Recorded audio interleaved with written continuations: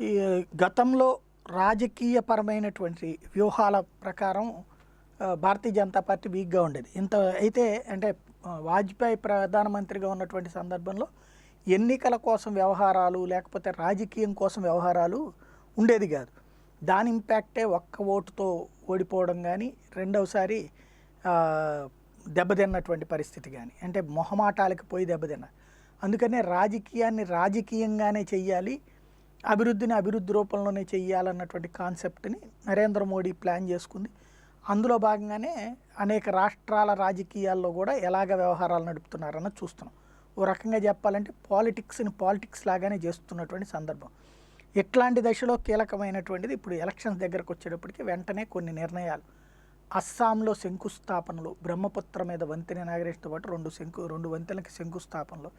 తమిళనాడులో ని పెద్ద పెద్ద ఆస్తులు జాతికి అంకితం చేయడం లాంటి కార్యక్రమాలకి ఇప్పుడు శ్రీకారం చుట్టారు.